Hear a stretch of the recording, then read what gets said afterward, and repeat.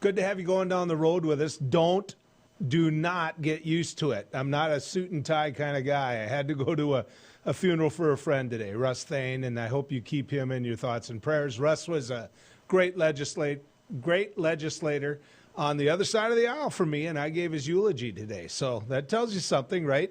People can work in a bipartisan fashion. We've got a lot to do today. We're going to speak to a teacher.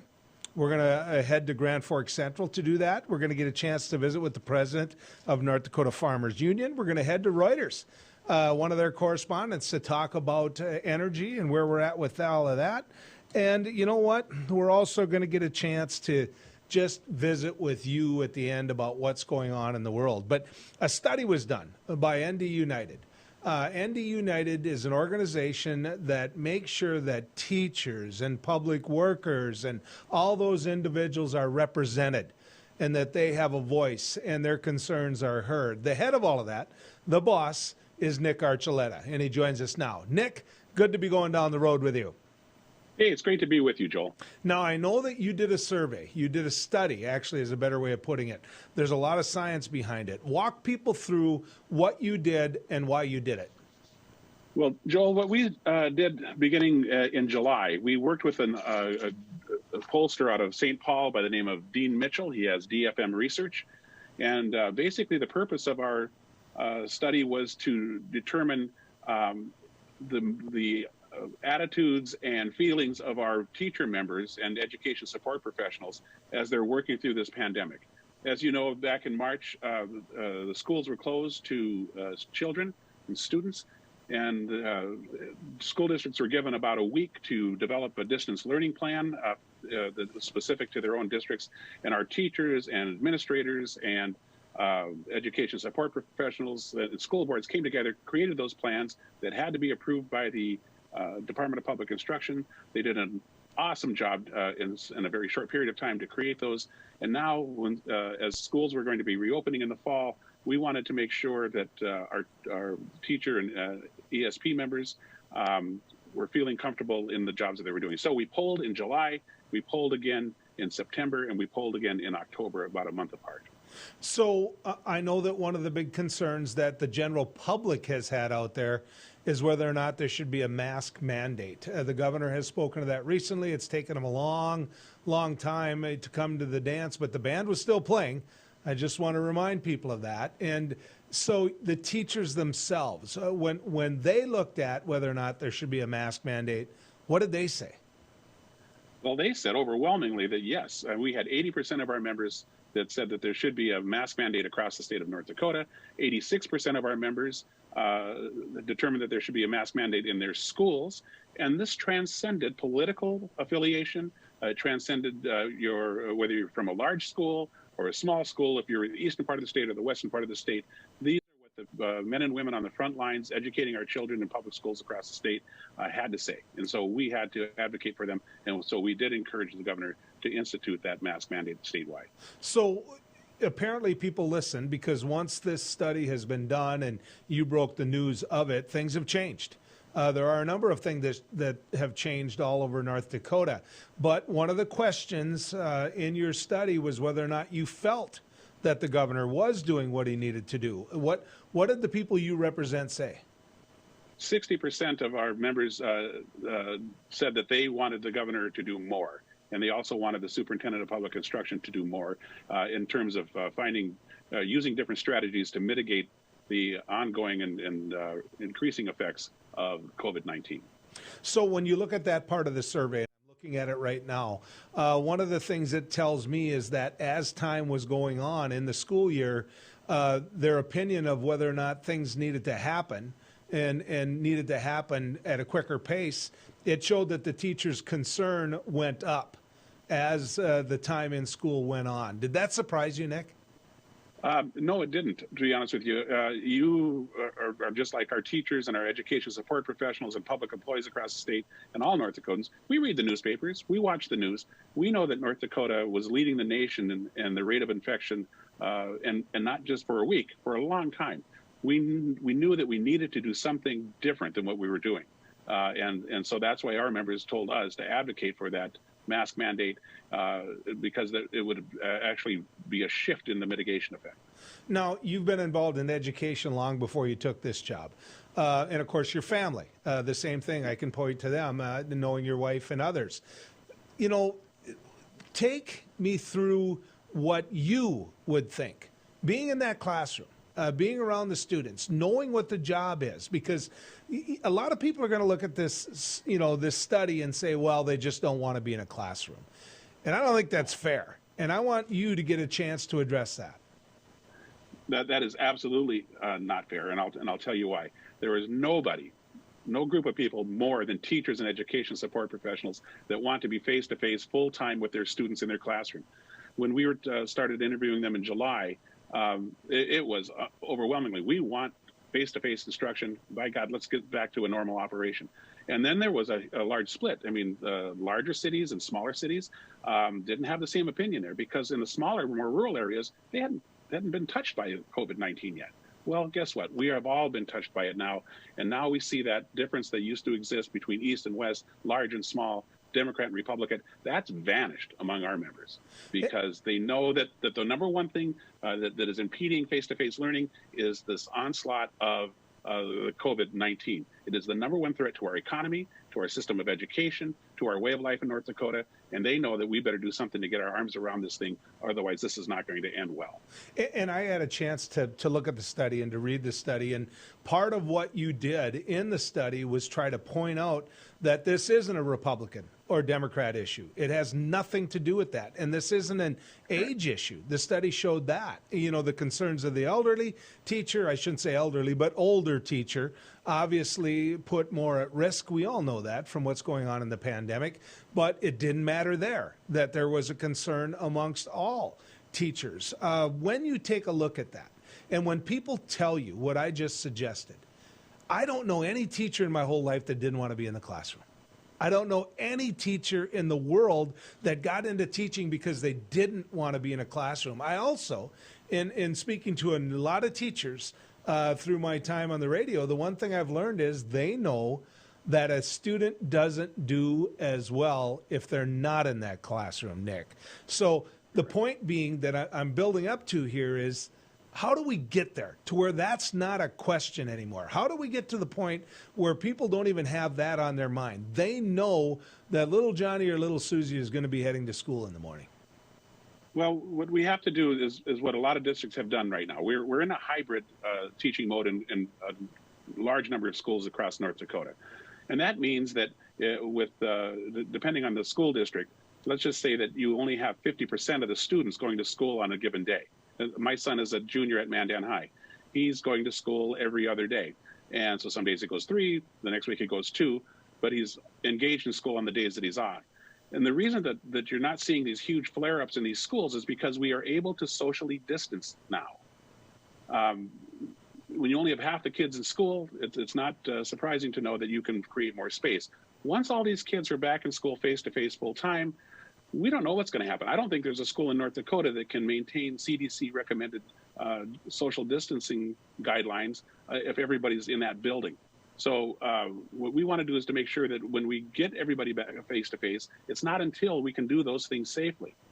And you had a guest on last night, Representative Becker, who said, made the claim that if you're asymptomatic, you can't transmit the coronavirus. Well, that's not what Harvard says. And that's not what the doctor that was brought on board at the Return to Healthy Learning, which is a group that meets every week in North Dakota, said either. He said that asymptomatic adolescents carry about the same viral load as adults do and transmit it at about the same rate. So even though they're asymptomatic and not as affected as, say, older adults like myself, they can certainly transmit that disease to, as you said, some of our teachers and education support staff who have underlying health conditions, and that would be tragic. Nick, I don't want you to get done going down the road with us and you sit there and say, I should have gotten that out. That was part of the study that we never got a chance to talk about. So here's the softball. Tell me what's in that study that you definitely want our audience to know. I want them to know two things. The first thing is, and I think it was the most jarring thing that came out of that study, was that we only have 51% of our teaching staff that is committed to coming back next fall. And I fully expect that number to increase once a vaccine is made more readily available and the public has done their job in mitigating the effects of the coronavirus, so we can flatten that curve, drive that down to underneath 5%. The second thing is this, Joel. It is that schools are a community within a community.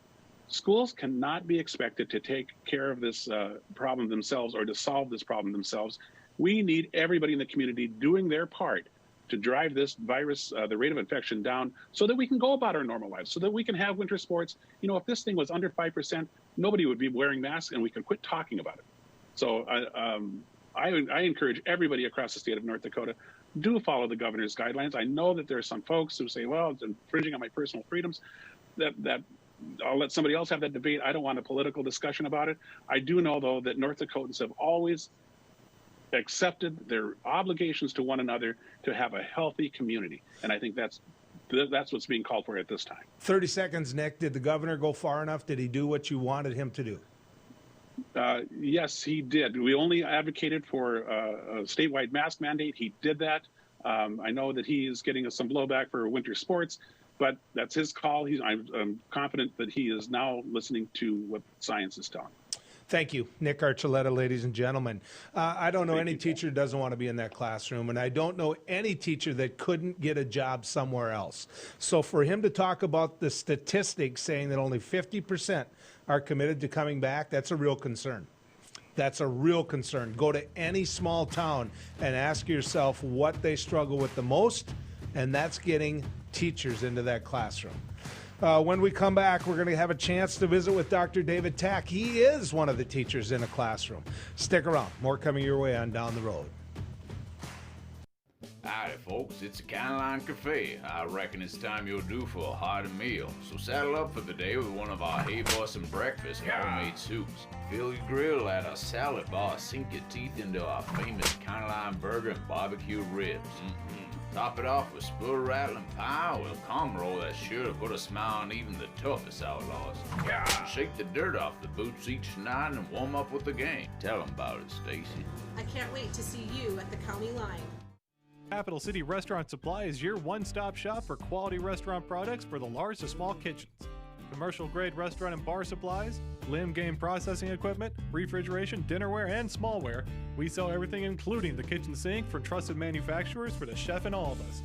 Open to the public since 1971, we are veteran-owned and North Dakota proud. Let us take care of your restaurant and home kitchen needs today by visiting us at 1414 Interstate Loop in Bismarck or on the web at capitalcityrestaurantsupply.com.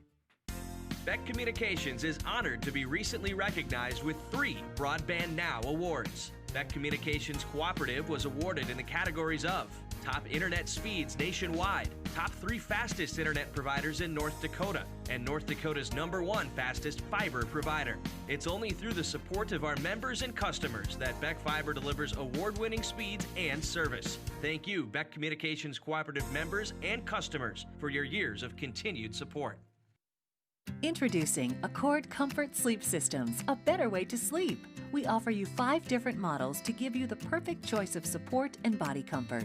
Every model begins with our exclusive Accord Comfort Reflex Layer. This ensures proper spinal alignment and a deep down body relief.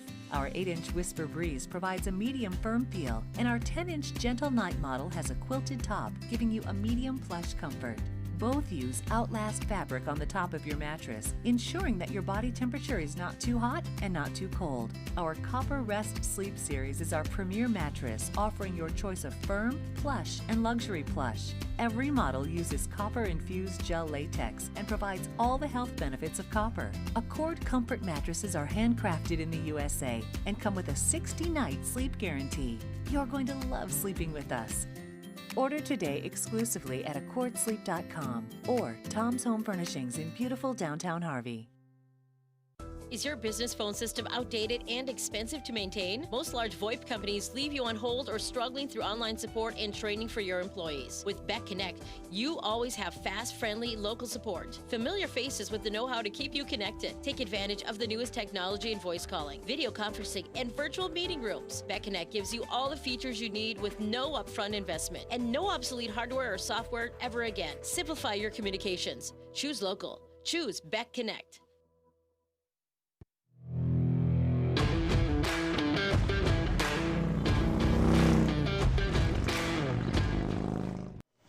Well, we promised you we were going to get a chance to visit with an educator, and that's what we're going to do. So why not visit with one that knows what it's like to be in that classroom? Dr. David Tack. Now, who is he? He's a teacher at Grand Forks Central High. Dr. Tack, good to have you on. You mind if I just call you David? Please, I'd actually, I'm a farm kid from East Grand Forks. I prefer David. You know, I've reached that point in life where I'm comfortable calling a teacher by their first name. It took a while to get there. I was in trouble so much in high school. So you got to know that. I'm still not there yet, so I fully understand. It's all good. Okay, the reason that we wanted you to come on was that experience that you bring to this, to walk into that classroom during a pandemic.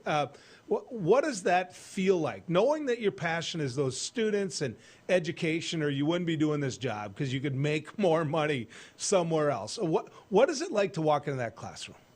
Well, I mean, it's why we get up and go there anyway. I mean, it's get a chance to work with a bunch of like-minded individuals who are equally as passionate about what I'm doing, and trying to get these kids moving forward and give them some sense, not just pushing them academically, but right now, kind of the name of the game in our neck of the woods is making sure that their social emotional health is where it needs to be. And for some of these students, I mean, the time that they're in school, yeah, we're learning and we're doing Macbeth and geometry and talking about, all the great wars, but it's a place where we can give them some sense of positivity. We try to get them to have a chance to see their friends when we're asking them to leave and really see them very little or maybe virtually. And it's great. I mean, so far, and as all the things in the studies and the results show, the schools are safe and we're doing some good work. So that puts some ease, but things are just getting tense. And I mean, we go home to our families and our issues and our problems, and that weighs on all of us, and it's starting to get heavy for everybody. So do you fear for your own health?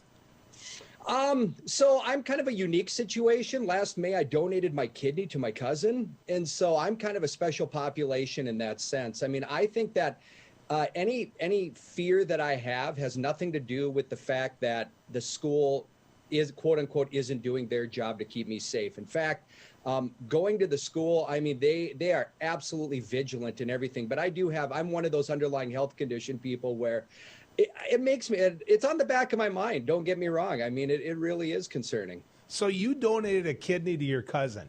Sure did. So if you don't make it into heaven, I don't even have a shot, is what you're Hey, telling me. listen, like 46 years of really a lot of hard living. So, I mean, we'll see. Okay. I want to talk a little bit about the students because you get to see them. You get to talk to them. What's their attitude? It's weird, and I've been talking to a lot of my teacher friends. I taught in Fargo for 13 years before I went to higher ed, and then now I came back into K-12 education again. And so I'm pretty well connected with a lot of people around the area, and it's the same word for everybody. And one of the teachers, I live in East Grand Forks, and talking to one of my kids' teachers said it perfectly. They said, the kids are there, they're happy to be there, but there's no spirit. And that's the sadness. I mean, they sit there quietly and they look for it. And I'm up there juggling, flaming torches and pulling out all my bad dad jokes. And, usually it'd get a somewhat of a chuckle, and the kids just really are down. And it's hard for them. And I've asked them, and they're really honest. They said, it's hard. I teach mainly seniors. And they said, this isn't the senior year we imagined. And, we're here with half our friends and we're sitting 6 feet apart and, all these things. But we're happy that we're here, but it's hard. And so it really shows. I've been doing talk radio during this whole pandemic. I've been doing TV for a while now during this pandemic. I have never heard it described that well when it comes to students. There's no spirit. I mean, Yeah. think of those seniors and the opportunity that they've lost versus what every one of us is bragging about at our class reunion. I mean, I could run a 10-second 100 at my class reunion when I was never even close to it. They don't even get a chance to run the 100 now. No, and that's what's hard. I was a coach this fall too. I'm one of the cross country coaches, and I mean, we were on pins and needles every practice. They were doing all the right things. We're isolating our squads. We're masked up. They're doing the and it's just always this looming sense that something bad is going to happen. And yet, to their credit, they do make the best of the situations, though. I mean, it isn't all ultra dour, but that spirit is definitely different. So school is about grades. It's about judgment. Hey, you got to get to here. You got to get to there. You know that everyone in your classroom isn't built or meant to be the same. That's only fair to you. But at the end of the year, you want them to be the best they can be. So let me ask you this. During the pandemic, no matter who they are, do they have a chance to be the best that they can be by the time the school year's over? You know what? I was talking to our head principal today about something very similar. John Strandell at Grand Forks Central, another good East Side guy as well that I've known for a while. And it was the exact same conversation. I admire the leadership here. It's so solid. And this is exactly what they challenge us with. We need to get to the standards. We need to get to the stuff. But ultimately, every day, are they reading? Are they writing? And are they thinking? They may not remember a soliloquy from Act 3 of Macbeth, but are we still giving them the skills that will allow them to be successful? Maybe not. We can't use this year's metrics up against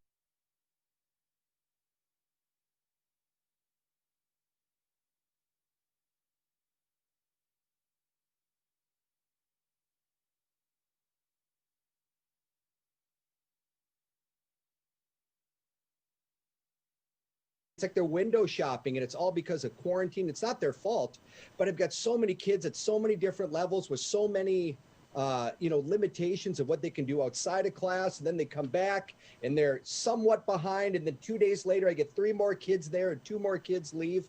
It is just, I've never seen anything like this. I mean, this is just craziness. And yet I know what you're talking about. And I could promise you every teacher is thinking the exact same thing. If these were our kids, how would we want to prepare them? And I think the other good thing too is that I was telling my seniors, this isn't a Grand Forks thing. This isn't a Fargo thing. This is a national thing. So all kids are feeling that, and everybody understands that, and we're all going to continue to move forward and work with you as a result. Well, I got 6 grandkids, and I would hope that one of them would be in your classroom because the passion shows. And they're not built to run cross country. I'm just going to warn you about that. Dr. Tack, thanks. Thanks for joining us. Truly a pleasure. Thank you. Really. You bet. When we come back, we're going to get a chance to visit with Mark Watney. Mark is the president of North Dakota Farmers Union. There's a lot of speculation going on out there involving my much older sister. I just want to point that out. A lot of people think she might be the next Secretary of Agriculture in the Biden administration. If she does, I can just say this. Maybe she can start affording a little better Christmas present for her baby brother. We're going to visit with Mark Watney about that and get his take on it right after this. I just went in for a regular mammogram, and I found out that I had a little tumor. Through the exam and the biopsy, it was determined that I had cancer. I got a call from one of my doctors that I was diagnosed with breast cancer. After 5 years, they found a local reoccurrence. The first thing you hear when you're told you have a cancer, it's a little daunting because you don't know where to go with it. Since 1999, in a partnership between CHI St. Alexius Health and Sanford Health Bismarck, the Bismarck Cancer Center has provided the most advanced radiation therapies and holistic support services for cancer patients and their loved ones for 20 years. I've been at the Bismarck Cancer Center since it started. I actually was in the basement of Med Center 1 before, when we had old machines and old equipment. And thankfully, the 2 hospitals at the time, St. Alexis and Med Center 1, joined forces to create the Bismarck Cancer Center. I walk in the door, I get nothing but hugs, and I was marveled at them. I mean, I thought it was the best place in the world. The staff is unbelievably compassionate, and they explain everything to you Everybody's genuinely concerned about your well-being, and the level of care is just top-notch. The Cancer Center just does such an amazing job of helping people. To me and my family, the Cancer Center means life. It's given me the ability to live out my life with my family, my wife, my children, my grandchildren. Because of them, I'm 2 years out, get to move on with my life, make a difference now for other people. I would recommend this center because the minute you walk through that door, they've got your back. This center means so much to me and to the people that are in this building, and we just want to keep giving it back to the community and providing for them what they need. I'm Katie. I've been cancer-free for 2 years. I'm Steve, and I've been cancer-free for 4 years. I've been cancer-free for 10 years. 10 years. 11 years. 15 years. My name is Lainey, and I've been cancer-free for 18 years. Bismarck Cancer Center, your partner against cancer for 20 years. Who do you trust with your digital life? Not all cloud backup providers keep your data truly private. Beck Cloud Backup uses advanced multi-layer encryption to keep your family photos, videos, and sensitive business documents secure and only for your eyes. Your Beck Lightband Internet service already includes 50 gigs of free storage to keep your digital life safe and secure. Call us at 701-475-2361 to start using your Beck Cloud Backup today.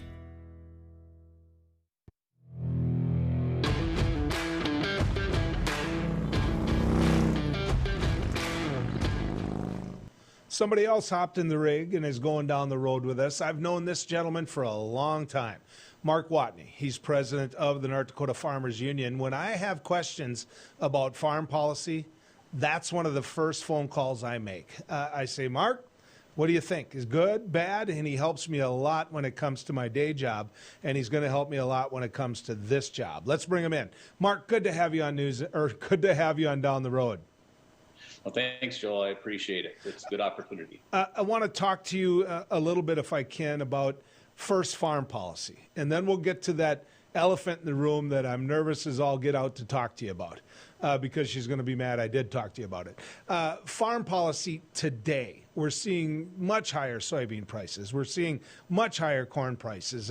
Farmers are high-fiving you if they could. This doggone COVID doesn't let them. So talk to me about that. Why do you think these prices are looking better?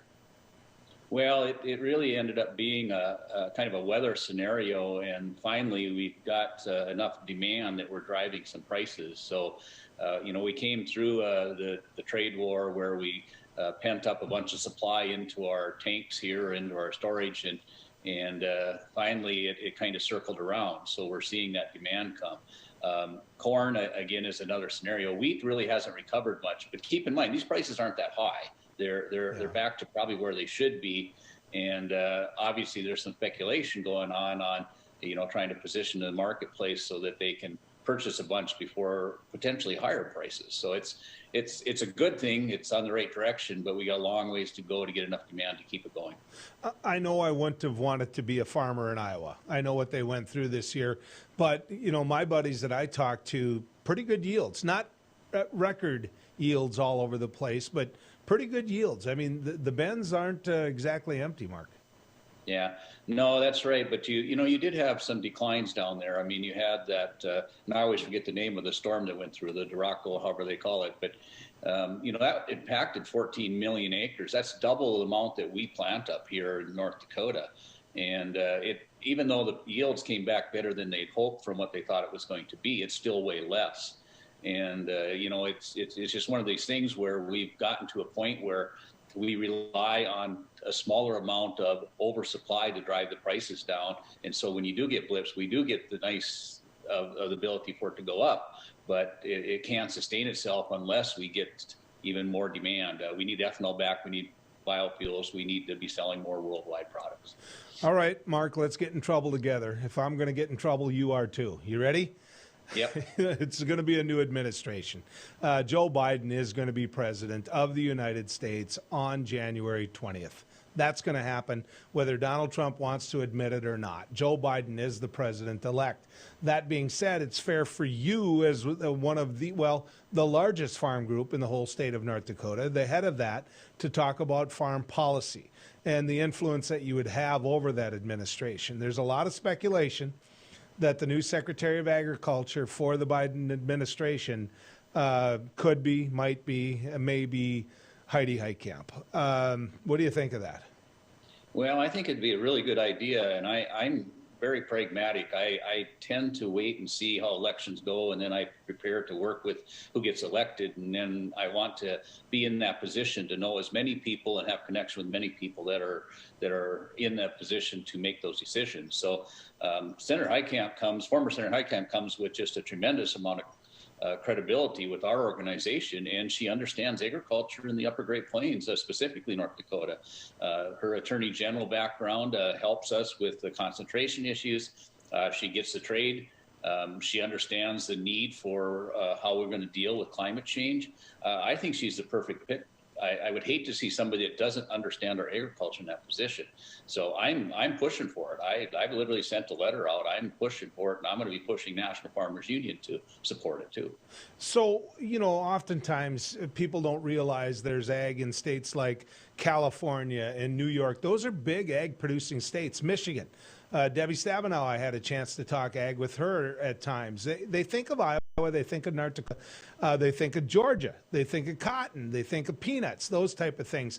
What difference does it make as a situation in ag to have someone whose background and passion as far as states go lies where they raise corn and soybeans and durum and those type of things? And I'm not trying to say that if she was Secretary of Agriculture that peanuts and cotton would be ignored, but how much does it help to have a similar secretary as to what Tom Vilsack was?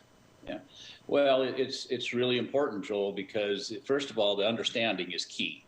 They know what we go through here. They know the differences between what it is like growing cotton compared to wheat to corn, and the fresh vegetables on the east and west coast. So that's the first start.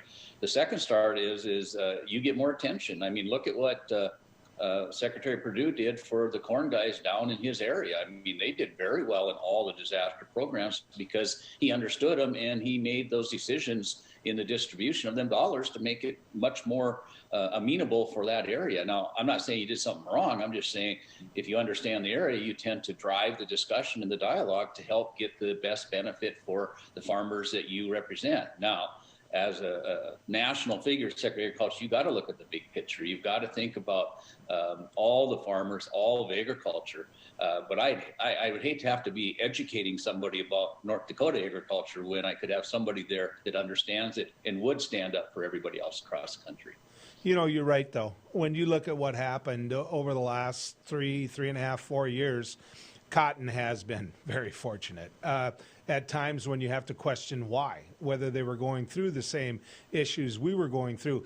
The Trans-Pacific Partnership, the fact that TPP is, other countries have said, you know what, we're moving forward. We're not going to wait.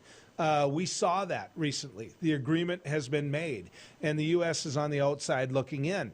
If Senator Heitkamp were sitting here right now, and she was part of the conversation, and you thought she had that ability to be Secretary of Agriculture under a Biden administration, what would you tell her about trade? Well, I would say you got to get off of this mantra of fair or free trade and go to fair trade. And you've got to get there into the negotiation. You have to be at the table and you can't walk away. If you're going to go into a scenario of where you have to trade dispute, you're going to have to bring other countries with you. You cannot make enemies around the world and then expect to win a trade war with another big trading partner. Japan, for example, they're part of that new deal that we're not part of at this current moment. We got to be over talking to Japan as quickly as possible. If we lose Japan, that's a huge hit to the beef and wheat, and we simply can't afford that. So it's just one of these things where you got to isolate out the food from the other dialogue. You got to get this system to function, and we got to talk about something that helps prices across the board, not where we're paying everything down to the lowest common denominator. So I'd encourage them to have the discussion, the dialogues, and get the people back in the room. And I think the WTO has a play here. We may need to fix it some, but I don't think you should walk away from it. You know, you sit there and you look at it, and the whole emphasis of the tariffs that the, Trump administration put on were based upon the whole fact that we're going to revitalize steel in this country. We were going to make sure that the tech companies got that back in this country, when in fact, I would argue that the tech companies are the one that rushed over to China because they could get cheap labor, and then got mad that those folks found out they could do what we're doing. That's a whole aside. And then, of course, we can talk about coal. If those were the goals and the price that we had to pay for 2.5 years of very cheap soybean prices, very cheap wheat and corn prices, if those were the goals, we didn't achieve them. But we didn't achieve anything through that goals, because if you look at the steel industry, Mark, it has not come back. In fact, it's gone down. No, you're exactly right. And see, we were targeting after a different solution than it was for agriculture. And you're exactly right. The large concentrated industry was looking for cheap food, inexpensive supply, access to markets, and they were exploiting the markets. So, of course, these countries did protectionism for their protection on their farms and ranches, and they were protecting they didn't want us coming in. So when you go in and you negotiate a trade deal, if you don't do it in a light of fair, where there's equity between what the China farmer has to fill and what the American farmer has to fill, for example, if you don't bring all that into the loop and discuss that with currency and interest rates and labor laws, you can't make a deal that's nothing more than trying to give access to cheaper food. Now, I don't want to see food prices go up, but there's a big inequity between what the farmer gets and what the consumer pays. And there's large conglomerates that are taking huge advantage of that system between. And what we need to do is we need to raise up the price around the world. We need to find a way of managing that inventory and supply. We need to feed everybody as possible. And this is what you do. You got to approach it in the right light, instead of just, okay, well, who's the cheapest you can buy this product from and who's the cheapest to sell it? It's just not going to work that way. So last hypothetical for you. You're in the room. You're sitting there. You've got the Secretary of Agriculture here. You've got the oil industry there, and you've got you representing farmers. And you're making the push for ethanol. You want ethanol, you want biodiesel, and the oil industry says it's nothing but subsidized. We don't need to get involved in that. If they could succeed, they'd succeed on your own, and in fact, they're not efficient. What's your answer to that? I know I'm only giving you a minute to answer it, but what would you tell people? I'll go really quick. First of all, we need all sources of energy at this moment in time, from coal all the way to solar to wind. We need it all for a period of time. But with that said, crude oil, its competition is electric. I mean, if they're ignoring what's happening in the electric world, they're kidding themselves. So what they should be doing is they should be working with biofuels like ethanol, biodiesel, and making their product much more acceptable to the people that want to help the climate and something they want to burn. And we can help them with that and make them substantially more competitive. I think they should be working together. I think it's a missing link that they should be developing, because electric's going to run them over if they don't make their product more stable for the environment. Mark, you're good at what you do. Don't quit doing it. I appreciate you going down the road with us. Thank you. When we come back, Ernie Schneider's going to join us. He writes for Reuters, nationally known correspondent, someone who thoroughly understands what we're looking at when it comes to policy and energy. We're going to bring him in a state like ours, where we've got oil, we've got ag, we've got everything. Let's find out what Ernie has to say.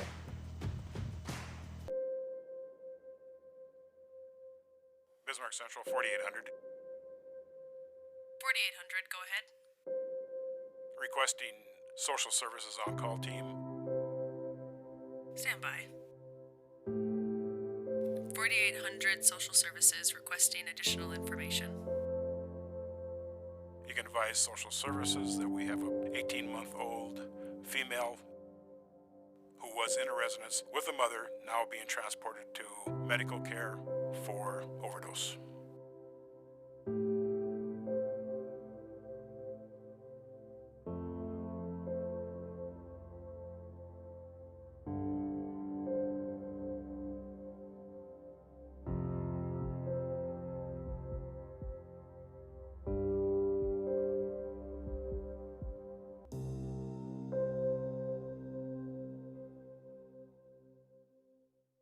Trusting your digital life to faceless tech giants can be risky. Will they keep your family and business information truly safe from prying eyes? If you subscribe to local Beck Lightband Internet service, you already have Beck Cloud Backup. Beck Cloud Backup is the safest, most private cloud storage for all your family memories, schoolwork, and business documents. Call 701-475-2361 to start using your free space on Beck Cloud Backup today.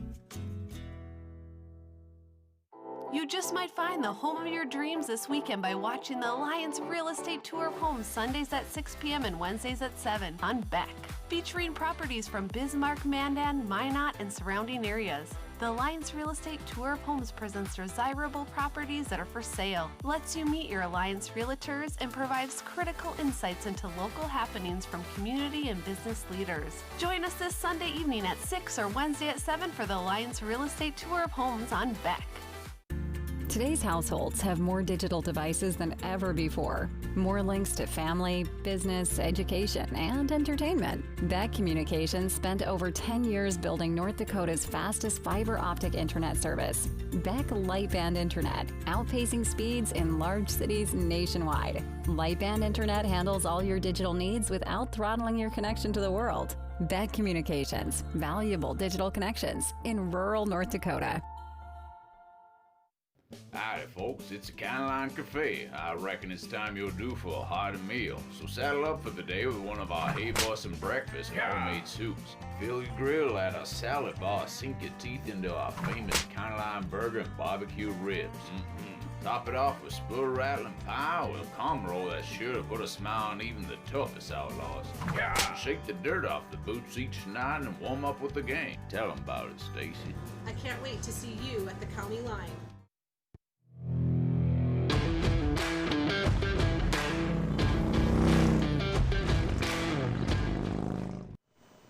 Ernest Scheider is somebody I've gotten to know. He writes for Reuters. He's a correspondent with them, and his expertise is in the area of energy and energy policy. And he was the first one to put fingers to keyboard and really write, in my opinion, something significant in relation to what might happen in the Biden administration. Let's bring him in. Ernie, good to have you going down the road with us. Good to be here with you, Joe. Give people an overcap of, just an overview, I should say, of what that column said, what you thought. Yeah. So there was two main ideas. Well, there are many ideas that candidate Biden had, but one of his two main ideas was Build Back Better during the campaign, as well as focusing on the environment. And he had labor unions were a huge part of his support, as well as environmentalists. And so as President-elect Biden, I think we can say that now, tries to focus on the electrification of our automobile industry and so many other areas. That's a huge component of his Build Back Better. But that's going to need a lot of copper, a lot of lithium, a lot of other minerals that we extract out of the earth. So really trying to explore how President-elect Biden's administration would sort of try to marry those ideas, if at all.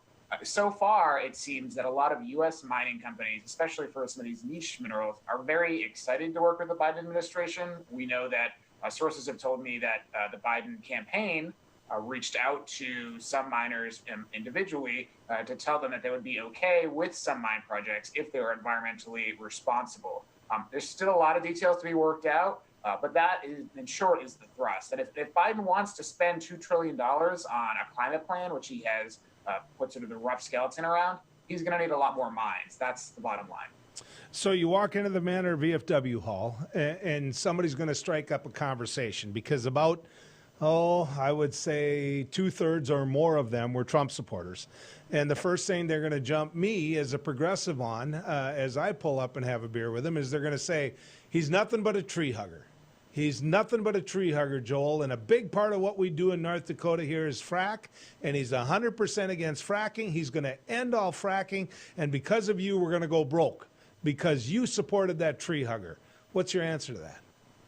Well, look, I mean, fracking obviously was a huge part of the campaign, and focusing on Pennsylvania, especially given its electoral college votes. I know North Dakota well. I used to live in Williston, and so I know the Bakken certainly and the import of fracking there. I think it's fair to say that Biden and Vice President-elect Kamala Harris are very much in favor of eliminating fracking on federal land. There's not a lot of federal land in North Dakota, so I think that should be okay for the state. But by and large, yeah, that's not a good omen for oil and gas production in general in the country. And with regards to minerals that he'll need for electric vehicles, a lot of minerals in the United States, a lot of these big deposits are in places like Nevada, places like Alaska that have a lot of federal land to begin with. So the big question comes, will the Biden-Harris administration allow the extraction of these specialized minerals in states like Nevada, Alaska, when it's already said it doesn't want to support fracking there? That's the big question. So if you're on private land, you're probably going to be okay from a federal perspective, but that's still a big if. There's a lot of people who believe that that's going to be one of the rifts in the administration itself, that Joe Biden has always been a centrist when it comes to energy, still supporting renewables, still supporting all different options, but that Kamala Harris herself is an individual who believes that much stronger, quicker steps need to be taken to fight global warming. I'm curious what your take on that is. Well, that is true. I mean, when you look at both of them candidates during the Democratic primary, certainly Senator Harris was, shall we say, more to the left on the issue of energy than at the time Vice President Biden. And certainly you can see that Senator Harris, now Vice President-elect Harris, has publicly stated that she has full support of President-elect Biden's policies and would stand by them. But yes, I mean, certainly when you look at past statements, there definitely does seem to be some distance there. Both candidates, though, have made a very, very strong push to get rid of that fossil fuel powered car in your garage, to have everyone have electric cars, to have everyone retrofit their homes. How that's actually going to look in practice, I think still needs to be ironed out. But they can talk all they want about not wanting fracking and not wanting extraction of minerals on federal land or even private land. But the fact of the matter is that, if you want everyone to have an electric car, that's going to need lithium, that's going to need cobalt, that's going to need copper. And the U.S. extractive industries, especially miners, are saying better to do it here in the United States where we have high environmental safety standards rather than in a place like the Democratic Republic of Congo where they use child labor. So that's going to be a huge tension point, I think, the next 4 years that hasn't fully been thought through yet, or at least publicized beyond some minor, back channeling to the industry. Do you think that individuals understand that major decisions in the energy industry are not made in relation to a certain administration?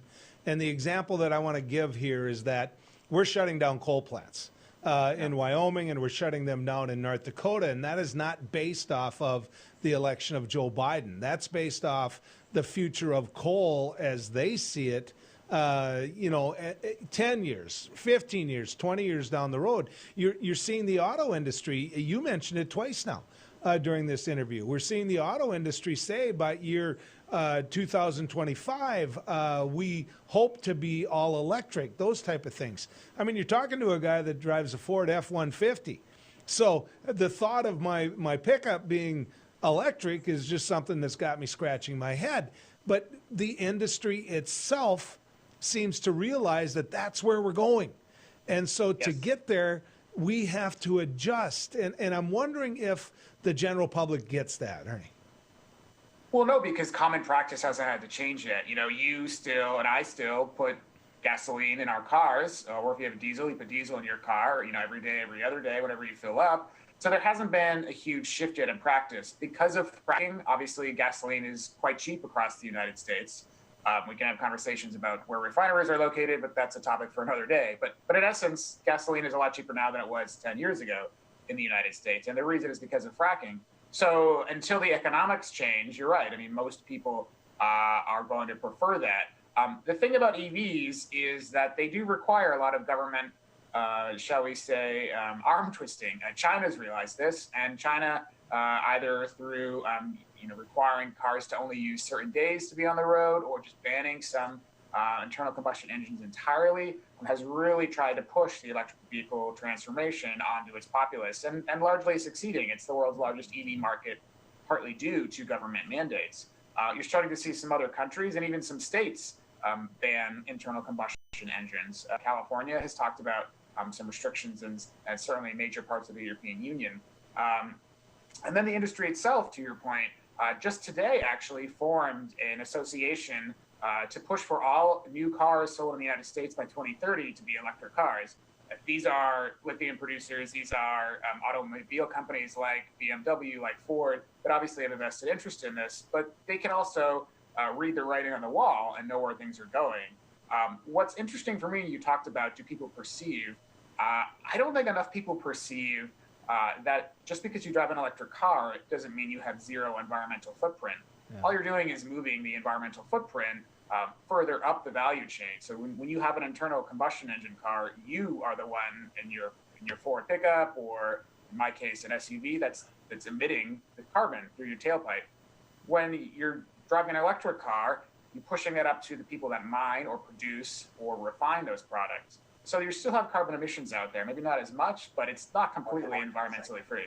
So I've got about 30 seconds left. Are we ever going to get to the point where we harvest our natural gas, or are we just going to keep seeing it flared in western North Dakota? I think, I've been saying this since I moved to North Dakota in 2014. Like, North Dakota has to do a much, much better job of building out a pipeline network. I know they've been making a lot of progress, but until then, it's just going to be flared, and I think the price needs to be higher.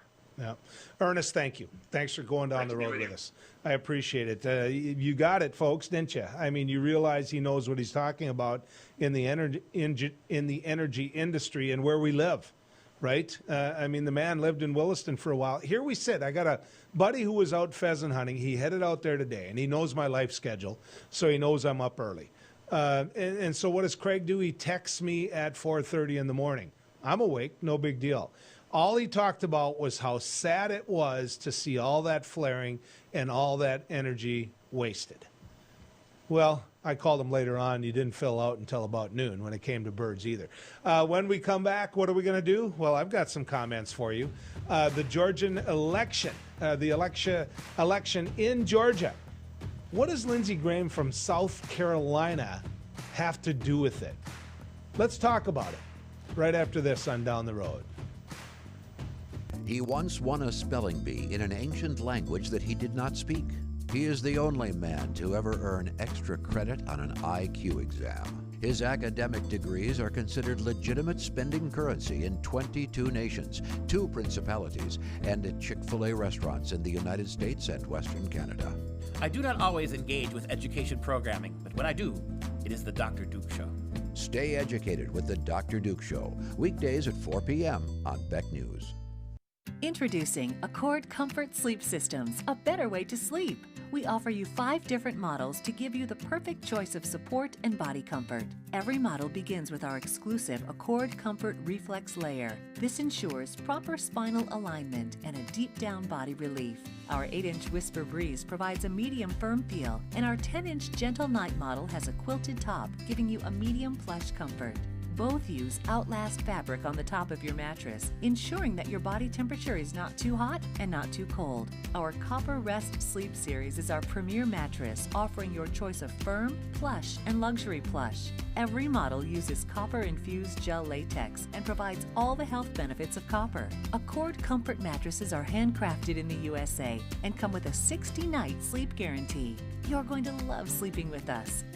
Order today exclusively at accordsleep.com or Tom's Home Furnishings in beautiful downtown Harvey. Capital City Restaurant Supply is your one-stop shop for quality restaurant products for the large to small kitchens. Commercial-grade restaurant and bar supplies, limb game processing equipment, refrigeration, dinnerware, and smallware. We sell everything including the kitchen sink from trusted manufacturers for the chef and all of us. Open to the public since 1971, we are veteran-owned and North Dakota proud. Let us take care of your restaurant and home kitchen needs today by visiting us at 1414 Interstate Loop in Bismarck or on the web at capitalcityrestaurantsupply.com. My name is Rich Shook, and I lost my best friend in a grain bin accident. Some of the emotional scars that when these incidences happen just resonates throughout the community like dropping a rock in a pond. I guess I'll never forget.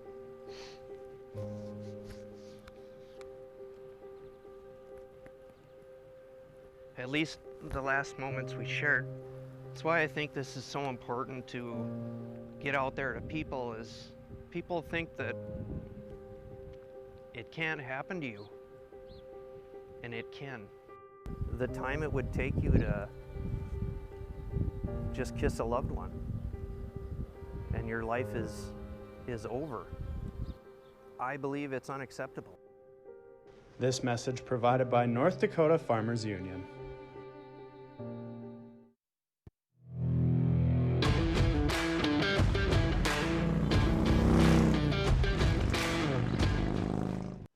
Okay, denial isn't just a river in Egypt, right? It's where the Republicans in the United States Senate are. And they're afraid. In fairness to them, they're afraid because there's someone in the Republican Party much stronger than them, and it's Donald Trump. The election is over. It's over. Joe Biden has won the election, and he is the president-elect. And on January 20th, he will be the president. I don't know anybody who's going to hire Rudy Giuliani to be their lawyer. If they are, then heck, hire me. I had 1 week of pre-law. Rudy Giuliani is a quarter bubble from level right now, and he can't admit to his client that the election is over.